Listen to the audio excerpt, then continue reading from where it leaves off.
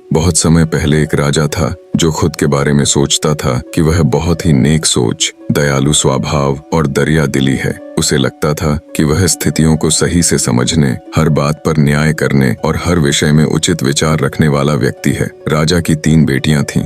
एक दिन उसने अपनी बेटियों को बुलाकर कहा, मेरे पास जो भी है वो सब तुम्हारा है। तुम तीनों को मुझसे ही जीवन मिला है। मेरी इच्छानुसार ही तुम तीनों का भूत, वर्तमान और भविष्य बना हुआ है, जो आगे भी ऐसे ही बना रहेगा। मैं ही तुम तीनों का भाग्य बनाता हूँ। राजा की यह बात सुनकर उसकी 2 बेटियों ने शांत मन से राजा की बात में हामी भर दी, लेकिन तीसरी बेटी ने ऐसा नहीं किया। उसने कहा, नहीं, मुझे तो नहीं लगता कि आपके हाथों में मेरा भाग्य है। राजा यह सुनते ही गुस्से में आ गया। उसने अपनी तीसरी बेटी की कही बातों को एक चुनौती के रूप में स्वीकार किया। उसने खुद को अपनी तीसरी बेटी के सामने सही साबित करने की ठान ली और उसे जेल में बंदी बना दिया। इस वजह से राजा की तीसरी बेटी कई सालों तक जेल में ही बंद रही। राजा और उसकी बाकी की बेटियां राजसी जीवन जीते रहे। राजा मन ही मन सोचता है कि यह मेरा ही हुक्म है जो मेरी जिद्दी बेटी जेल में कैद है। लोगों को भी यही लग रहा होगा कि राजा का ही हुक्म है जो उसकी बेटी को ऐसा भाग्य मिला है। उसकी प्रजा के लोग भी यही सोचते थे।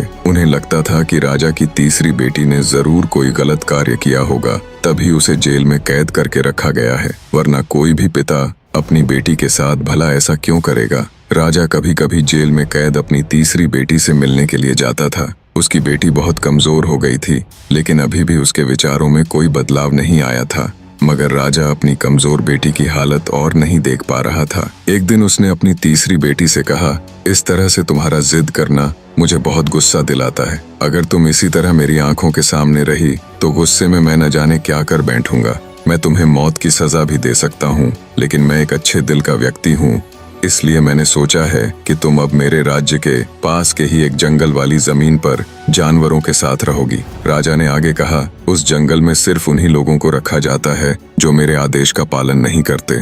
तुमने भी अपनी जिद की वजह से मेरी बात नहीं मानी, इसलिए तुम भी अब वहां मौजूद लोगों के साथ अपना पूरा जीवन काटोगी। इसके बाद तीसरी बेटी को उस जंगल की जमीन पर रहने के लिए भेज दिया गया। वहां पर वह फल और सब्जियां खाने और एक गुफा में रहने लगी। उसके पास पीने के लिए झरने का पानी और ठंड से बचने के लिए सिर्फ सूर्य की धूप का ही सहारा था। वहां की खुली हवा में रहते हुए और फल फूल खाते खाते वो जल्द ही पूरी तरह से स्वस्थ हो गई। उसने वहां पर खेती करना भी शुरू कर दिया।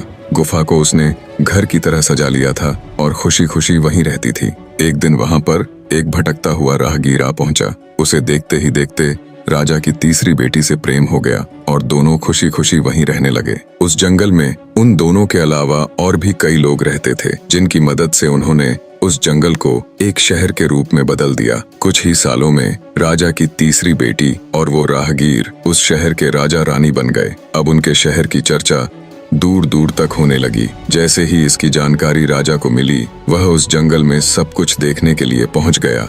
जब उसने वहां की राजगद्दी पर अपनी बेटी को बैठे देखा और साथ में एक खूबसूरत युवक को, तो उसके होश उड़ गए। राजा की बेटी ने अपने महल में अपने पिता का पूरे सम्मान के साथ स्वागत किया। उसने अपने पिता से उसके बुरे बर्ताव व फैसले के लिए कुछ भी नहीं कहा।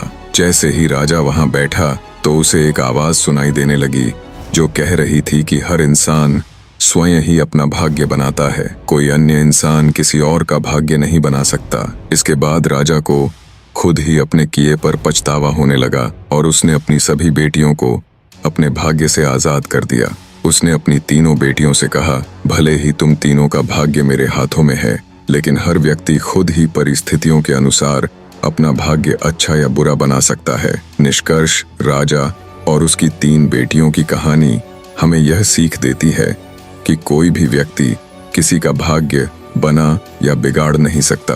हमारा भाग्य खुद हमारे हाथों में ही होता है, जिसे हम अपनी सूझबूझ से बुरी परिस्थितियों में भी अच्छा बना सकते हैं।